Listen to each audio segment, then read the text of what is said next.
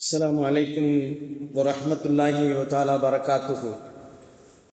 مبسملا محمدلا مسليا مسلما نحمده ونستعينه ونستغفره ونؤمن به ونتوكل عليه نعوذ بالله من شرور أنفسنا ومن سيئات أعمالنا من يهده الله فلا مضل له ومن يضلله فلا هادي له نشهد أن لا إله إلا الله نشهد أن محمدا عبده ورسوله أرسله بالحق بشيرا ونذيرا وداعيا إلى الله بإذنه سراجا منيرا سبحانك لا علم لنا إلا ما علمتنا إنك أنت العليم الحكيم أما بعد فقد قال الله تعالى في محكم التنزيل والفرقان العليم أعوذ بالله السميع العليم بسم الله الرحمن الرحيم توبوا إلى الله توبة نصوحا صدق الله مولانا العليم قال نبينا صلى الله عليه وسلم التائب من الذنب كمن لا ذنب له صدق الله مولانا العليم صدق رسوله النبي الكريم ونحن على ذلك من الشاهدين والشاكرين والحمد لله رب العالمين. புகழ் அனைத்தும் இரட்சகன் அல்லாஹ்விற்கே உரித்தாகட்டும்.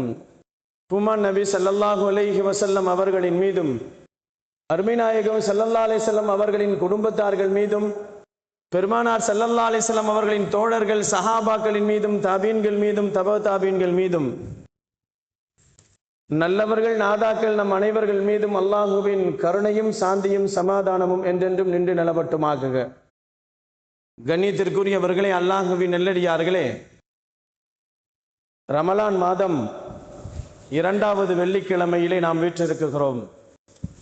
அல்லாஹு தாலாவின் பேரருளால் அவனுடைய அருள் மலைகள் பொழியும் புனிதமிக்க மாதம் ரமலான். இம்மாதத்திலே பாவங்கள் எல்லாம் பொசுக்கப்படக்கூடிய, உள்ளங்களில் நிறைந்திருக்கிற பாவங்களை அழித்து தூய்மைப்படுத்தும் ஒரு வசந்த காலமே ரமலானின் 2வது பத்து என்று சொல்லலாம். இது நபி ஸல்லல்லாஹு அலைஹி வஸல்லம் அவர்கள் சொல்லுவார்கள், எவர் ரமலான் மாதத்தில் நம்பிக்கையுடன் நோன்பு வைத்து அவர் எதிர்நோக்குவாரோ அவருடைய பாவங்கள் எல்லாம் முந்திய பாவங்கள் அனைத்தும் மன்னிக்கப்படுகிறது என்று சொன்னார்கள் பெருமானார் ஸல்லல்லாஹு அலைஹி வஸல்லம். ரமலான் என்பது வெறும் பட்டினியாக, பசியாக, தாகத்தோடு இருப்பது மட்டுமல்ல, இறைவனின் ரஹ்மத்தை பெறக்கூடிய, இறைவனின் மக்ஃபிரத்தை பெறக்கூடிய,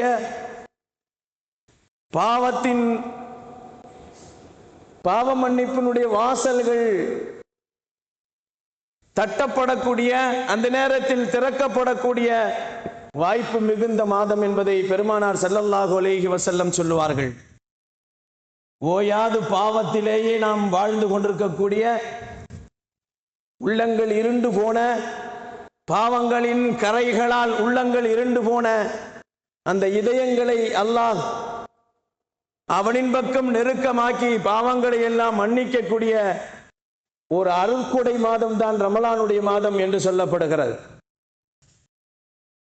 இன்னும் 2 தினங்களுக்கு பின்னால் இன்றைக்கு 9வது நோன்பு நடந்து கொண்டிருக்கிறது. நாளையோடு 10வது நோன்பு முடிந்துவிடும். ரஹ்மத்தின் காலங்கள் நாளையோடு முடியும். நாளை மறுநாள் பாவத்தின் காலங்கள், பாவ மன்னிப்புகளின் காலங்கள் ஆரம்பமாகிறது. அல்லாஹு ஜல்ல ஷானஹு தஆலா பெருமானாரின் மூலமாக ரப்பிக்ஃபிர்லி துனூபி என்று துஆ செய்யுங்கள். 2வது பத்திலே ரப்பிக்ஃபிர்லி துனூபி, யா அல்லாஹ் என் பாவங்கள் அனைத்தையும் நீ மன்னித்து விடு, அல்லது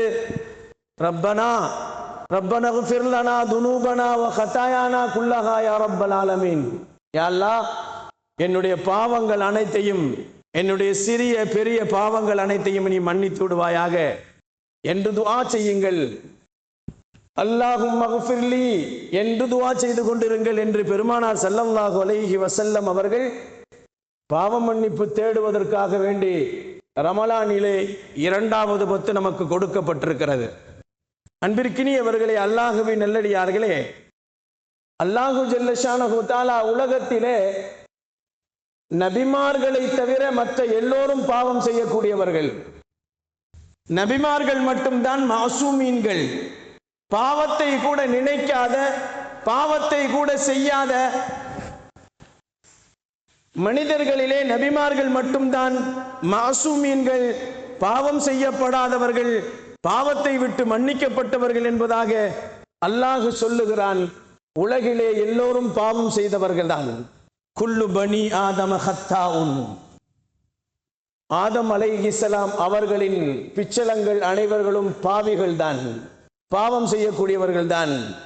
ஹைருல் கதாயி, பாவம் செய்யக்கூடியவர்களிலே சிறந்தவர்கள் அத்தௌபா, அவர்கள் தௌபா செய்யக்கூடியவர்கள் தான் சிறந்தவர்கள் என்று நபிகள் நாயகம் ஸல்லல்லாஹு அலைஹி வஸல்லம் அவர்கள் நமக்கு சொல்லுவார்கள். கண்ணியமானவர்களே, அல்லாஹுவின் நல்லடியார்களே, பாவங்கள் இரண்டு வகை. அல்லாஹு செய்ய சொன்னதை விடுவது, அல்லாஹு விட சொன்னதை செய்வது. அல்லாஹு எதை செய்ய வேண்டும் என்று நம் மீது கடமையாக்கினானோ அதை விடுவது பாவம். அல்லாஹு எதை செய்ய வேண்டாம் என்று சொன்னானோ அதை செய்வது பாவம். இது இரண்டு வகையிலே இருக்கிறது. கண்ணியமானவர்களே, அல்லாஹுவின் நல்லடியார்களே, அல்லாஹ் இந்த இரண்டையும் குர்ஆனிலே சொல்லுவான்.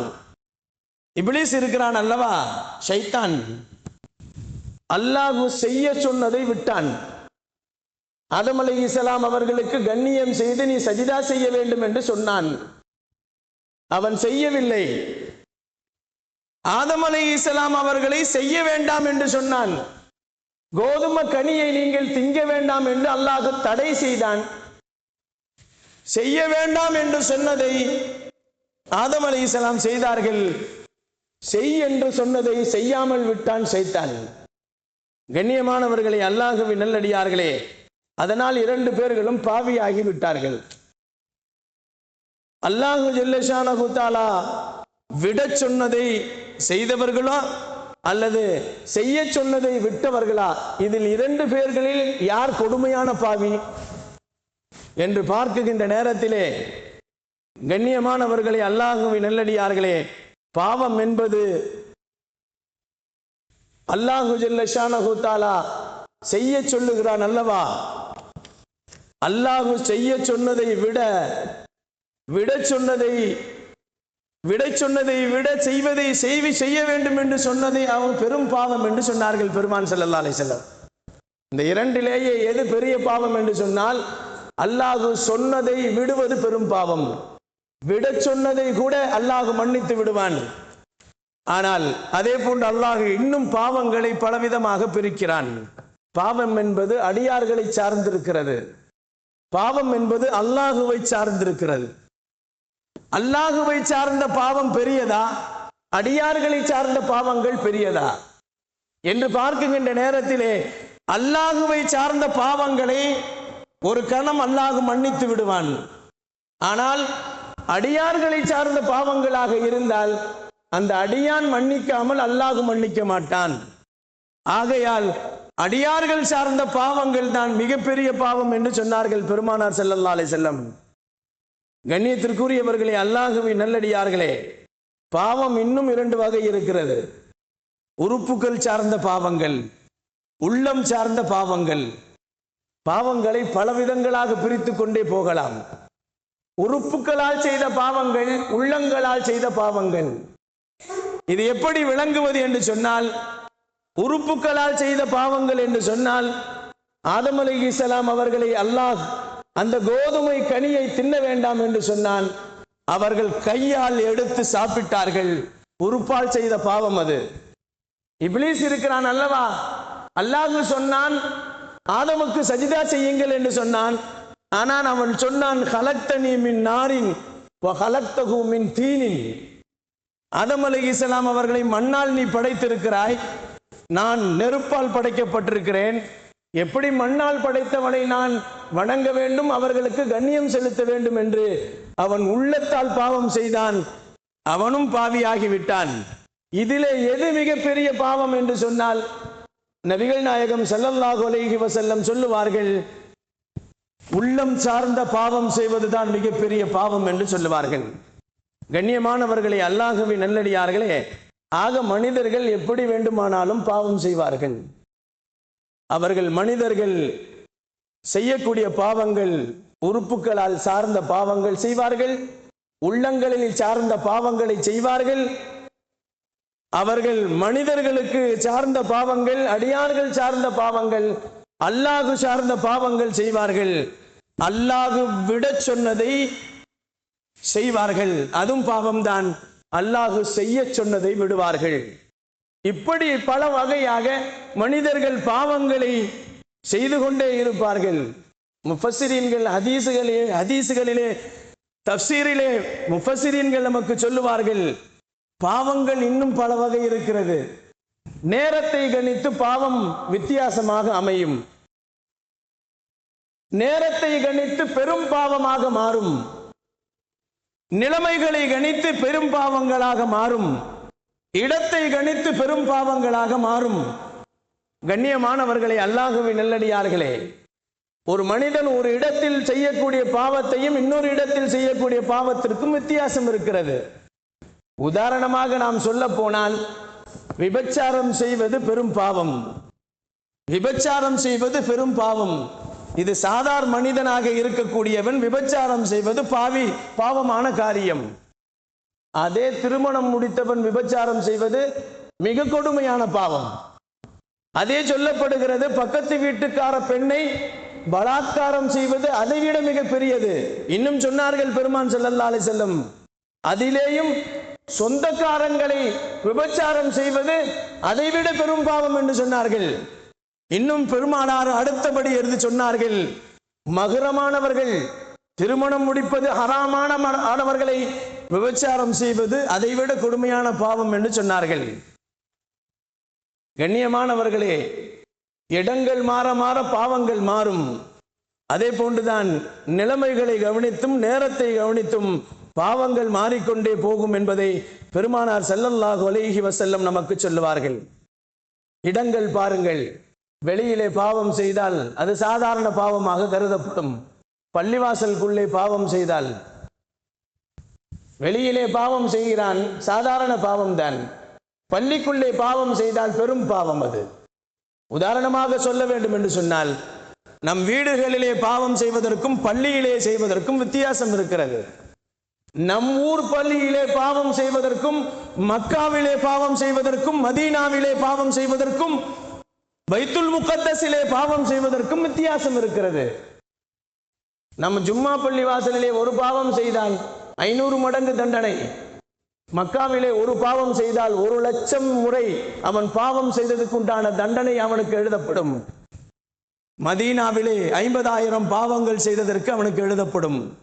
பைத்துல் முகத்தஸிலே 25,000 பாவங்கள் செய்ததற்கு சமமாகும் என்று பெருமானார் ஸல்லல்லாஹு அலைஹி வஸல்லம் அவர்கள் இடத்தை கணித்து மனிதனுடைய பாவங்கள் பலவிதங்களாக இருக்கும்.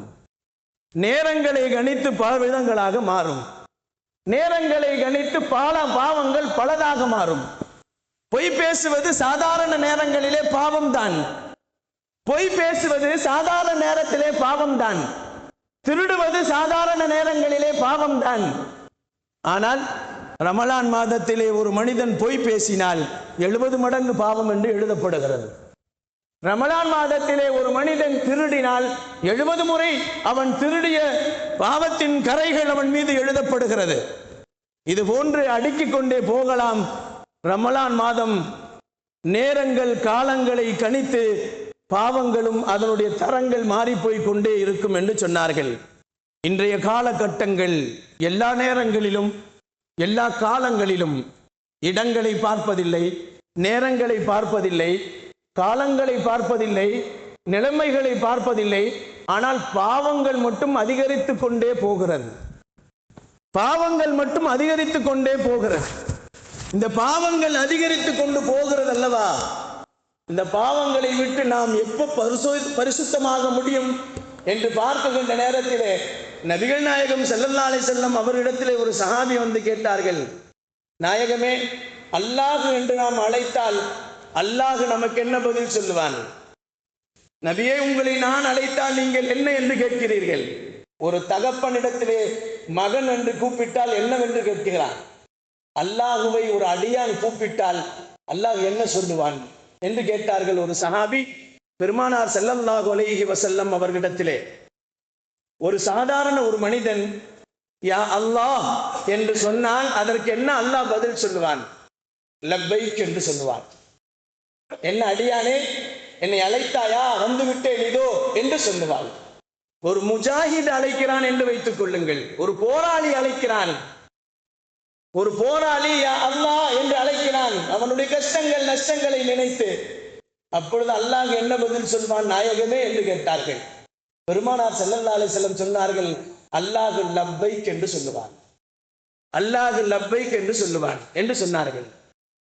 அதற்கு பின்னால் பெருமானார் ஸல்லல்லாஹு அலைஹி வஸல்லம் அவர்களிடத்தில் அந்த சஹாபி கேட்டார்கள், அஸ்ஸாயிம், ஒரு நோன்பாளி அல்லாஹுவை அழைத்தால், ஒரு நோன்பாளி அல்லாஹுவை அழைத்தால் அல்லாஹ் என்ன பதில் சொல்லுவான்?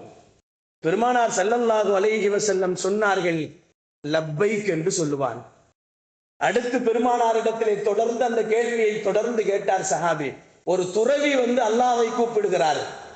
ஒரு துறவி முற்றிலும் துறந்தவர், உலகம் முழுக்க எனக்கு தேவையில்லை என்று துறவியாக இருக்கிறார் அல்லவா, அவர் அல்லாஹ் என்று அழைத்தால் அல்லாஹ் என்ன பதில் சொல்வான்? நபிகள் நாயகம் ஸல்லல்லாஹு அலைஹி வஸல்லம் சொன்னாங்க, லப்பைக் என்று சொல்வான். லப்பைக் என்று சொல்வான். வந்து விட்டேன் என்ன என்று கேட்பான். கண்ணியமானவர்களே, கடைசியாக அந்த சஹாபி கேட்டார்கள், ஒரு பாவி அல்லாஹ்விடத்தை அல்லாஹ் என்று அழைத்தால், ஒரு பாவி யா அல்லாஹ் என்று ஒரு மனிதன், ஒரு பாவியாக இருக்கக்கூடிய ஒரு மனிதன் அழைத்தால் அல்லாஹ் என்ன சொல்லுவான்? வேண்டாம், என் முகத்தில் முழிக்காதே, நீ தூரமாக போகிவிடு, வேண்டாம், எனக்கு வேண்டாம் என்று அல்லாஹ் சொல்லுவானா?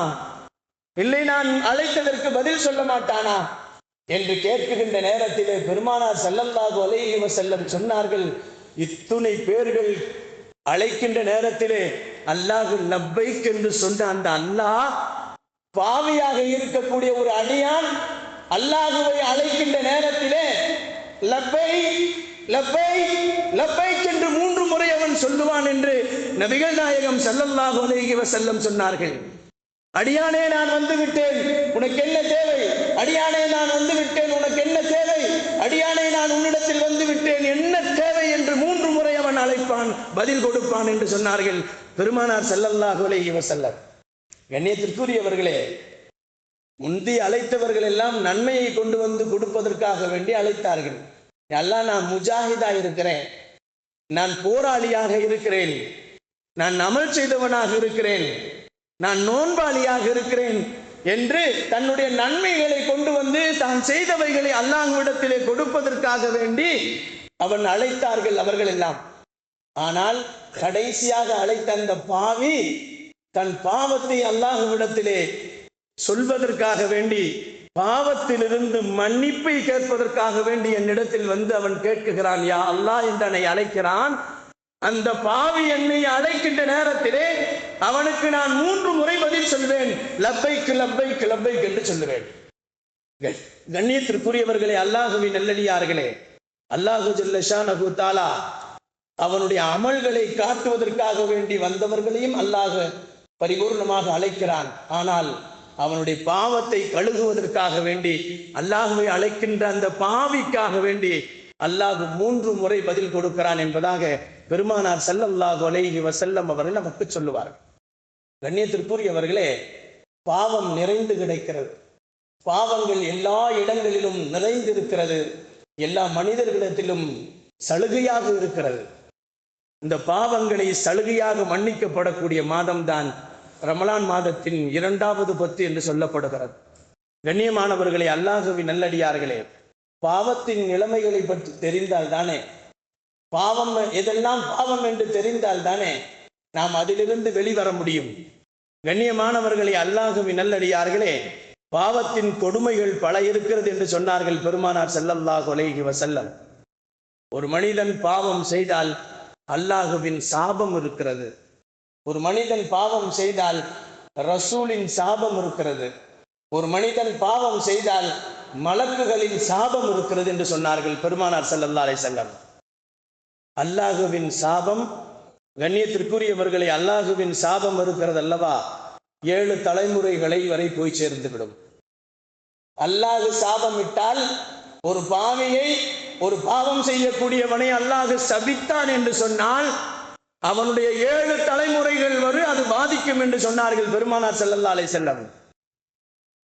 ஒரு பாவியை பெருமானார் சபித்தால் 3 தலைமுறைகள் வரை போகும் என்று சொன்னார்கள். கண்ணியத்திற்குரியவர்களே, தலைமுறைகளை தாண்டி போகக்கூடிய இந்த இப்பேற்பட்ட பாவங்களை செய்துவிட்டு நாம் ரமலான் மாதத்தில் வந்து அமர்ந்திருக்கிறோம். இந்த பாவங்களுக்கெல்லாம் பரிகாரம் என்னவென்பதை நாம் பார்க்க வேண்டும். நபிகள் நாயகம் ஸல்லல்லாஹு அலைஹி வஸல்லம் 2வதாக சொன்னார்கள், மஈஷத்தன் லன்கா. 2வது மனிதனுடைய பாவங்கள் செய்தால் என்ன அவனுக்கு நஷ்டம் ஏற்படும்? அவன் அல்லாஹுவின் வமன் ஆரலான் திக்ரி ஃபஇன்ன லஹு மஈஷத்தன் லன்கா. யார் ஒரு மனிதன் அல்லாஹுவின் கட்டளைகளை, அல்லாஹு ஏவப்பட்டவைகளை செய்யாமல் அல்லாஹு தடுத்தவைகளை செய்து இந்த உலகத்திலே பாவிகளாக வாழுகின்றார்களோ அவர்களின் வாழ்க்கையில் அல்லாஹ் நெருக்கடியை கொடுப்பான். வாழ்க்கை முழுக்க நெருக்கடிதான், வாழ்க்கை முழுக்க நெருக்கடிதான். வாழ்க்கை தினந்தோறும் நெருக்கடியைத்தான் நாம் சந்தித்துக் கொண்டிருக்கிறோம். காலம் முழுக்க நிம்மதி இல்லை, காலம் முழுக்க நெருக்கடியான வாழ்க்கை. ஏன் அது நெருக்கடி? பாவத்தின் அதிகமான செயல்களின் காரணமாகத்தான் என்று சொன்னார்கள் பெருமான் ஸல்லல்லாஹு அலைஹி வஸல்லம். நமக்கு நெருக்கடி வருகிறதா, நம்மிடத்தில் பாவம் இருக்கிறது என்று பார்க்க வேண்டும், அந்த பாவத்தை களைய வேண்டும் என்று சொன்னார்கள் பெருமானார் ஸல்லல்லாஹு அலைஹி வஸல்லம். 3வதாக சொன்னார்கள், நுக்தத்தன் சௌதா. ஒரு மனிதன் பாவம் செய்துவிட்டால் அவனுடைய உள்ளத்தில் கருப்பு புள்ளி விழுந்து விடும் என்று சொன்னார்கள். உள்ளம் எப்பொழுதும் வெள்ளையாகத்தான் இருக்கும்.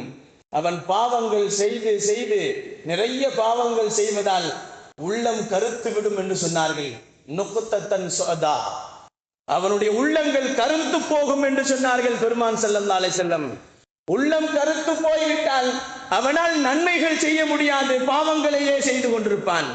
இது நிறைய பேர்கள் உள்ளம் கருத்தவர்கள் இருக்கத்தான் செய்கிறார்கள்.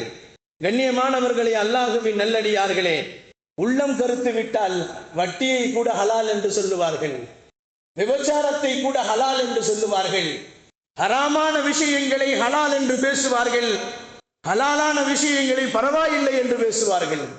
கண்ணியமானவர்களே, அல்லாஹுவின் நல்லடியார்களே, இதைத்தான் நபிகள் நாயகம் ஸல்லல்லாஹு அலைஹி வஸல்லம் அவர்கள் உள்ளம் கருத்து விட்டால் வட்டியை வாங்குவதை கூட உபதேசம் செய்வார்கள் என்று சொன்னார்கள். கண்ணியமானவர்களை, அடுத்து பேசினார்கள், ஹுசூமுல் முசீபாத். ஒரு மனிதனுக்கு எப்பொழுது பார்த்தாலும் அவனுக்கு சோதனைகள் வந்து கொண்டே இருக்கும். ஒரு மனிதன் பாவத்தில் அதிகமாக அவன் திரிந்து கொண்டிருந்தால், அவன் பாவங்களை செய்து கொண்டிருந்தால், பாவ காரியங்களை அவன் செய்து கொண்டிருந்தால் அவனுக்கு நிறைய சோதனைகள் வந்து சேரும் என்று சொன்னார்கள். அடுத்து பேசினார்கள், பாவம் செய்வதால் நல்லோர்களின் துஆ கிடைப்பதில்லை. அடுத்து சொன்னார்கள் பெருமானார் ஸல்லல்லாஹு அலைஹி வஸல்லம், பாவம் செய்வதால் வெட்கம் போகிவிடும் என்று சொன்னார்கள் பெருமான் ஸல்லல்லாஹு அலைஹி வஸல்லம். வெட்கம் போகிவிட்டால் அவன் நடுத்தருவில் நின்று கூட பாவம் செய்வான். வெட்கம் போகிவிட்டால் பாவத்தை அனைவர்களுக்கு முன்னால் பப்ளிக்கிலே செய்வான் என்பதை பெருமானார் ஸல்லல்லாஹு அலைஹி வஸல்லம் சொன்னார்கள். அல் ஈமானு வல் ஹயா குர்ஆனி ஜமியா என்று சொன்னார்கள். பாவம், பெருமானார் ஸல்லல்லாஹு அலைஹி வஸல்லம் சொன்னார்கள், வெட்கமும் ஈமானும் 2 மாட்டு கொம்புகளை போன்று, ஒன்று இல்லை என்று சொன்னால் இன்னொன்று இல்லாமல் போகிவிடும். வெட்கம் இல்லை என்று சொன்னால் ஈமான் போகிவிடும், ஈமான் இல்லை என்று சொன்னால் வெட்கம் போகிவிடும் என்று சொன்னார்கள். கண்ணியத்திற்குரியவர்களே, அடுத்து சொன்னார்கள், பாவத்தின் காரணமாக கல்வியில் பிரகாசம் இல்லாமல் போகிவிடும், அறிவு இல்லாமல் போகிவிடும் என்று சொன்னார்கள். அதே போன்று அடுத்து சொன்னார்கள், ஒரு மனிதன் பாவம் செய்வதால் அவன் மலக்குமார்களின் துஆ இல்லாமல் போகிவிடுவான். அவனுக்கு மலக்குமார்கள் துஆ செய்ய மாட்டார்கள், பாவிகளுக்கு துஆ செய்ய மாட்டார்கள். பெருமானார் ஸல்லல்லாஹு அலைஹி வஸல்லம் சொன்னார்கள், அடுத்து அல்லாஹ்விடத்திலே ஒரு மனிதன் பாவியாக இருக்கக்கூடிய மனிதனுடைய கண்ணியம் இல்லாமல் போகிவிடும். கடைசியாக சொன்னார்கள், மரண தருவாயிலே அவன் வாயிலே களிமா வராமல் போகிவிடும் என்று சொன்னார்கள். கண்ணியமானவர்களை, எப்படி பாவங்களை விட்டும் பரிகாரங்கள் தேட வேண்டும் என்று சொன்னால், நமக்கு வந்திருக்கிறது வசந்த காலம், ரமலான் மாதம் 2வது 10, இன்னும் 2 தினங்களுக்கு பின்னால் இன்றைக்கு 9வது பிறை, 9வது நோன்பு நடந்து கொண்டிருக்கிறது. நாளையோடு 10வது நோன்பு முடிகிறது. ரஹமத்தின் காலங்கள் முடிந்து மகஃபிரத்தின் காலங்கள் நமக்கு அல்லாஹ் வாய்ப்பு கொடுத்திருக்கிறான். தினந்தோறும் ரப்பிகு ஃபிர்லி என் பாவத்தை மன்னித்து விடு, அல்லாஹும்ம ஃபிர்லனா துனூபனா வ ஹத்தாயானா யா ரப்பல் ஆலமீன் என்று துஆ ஓதுங்கள். பெருமானார் ஸல்லல்லாஹு அலைஹி வஸல்லம் இந்த துஆக்களை அதிகம் 2வது பத்திலே நீங்கள் ஓதிக்கொண்டுகள் என்று சொன்னார்கள். அல்லாஹு ஜல்ல ஷானஹு தஆலா இந்த ரமலான் 2வது பத்திலே சரியான முறையிலே பாவங்களை தேடி நம்முடைய பாவங்களை எல்லாம் அழித்துக் கொள்வதற்கு அல்லாஹ் எனக்கும் என்னுடைய குடும்பத்தாருக்கும் உங்களுக்கும் உங்களுடைய குடும்பத்தாருக்கும் அல்லாஹு தௌஃபீக் செய்வானாக. வாஃபிரு தாவானா வனில் ஹம்துலில்லாஹி ரப்பில் ஆலமீன். அஸ்ஸலாமு அலைக்கும் வரஹ்மத்துல்லாஹி தஆலா பரகாத்து.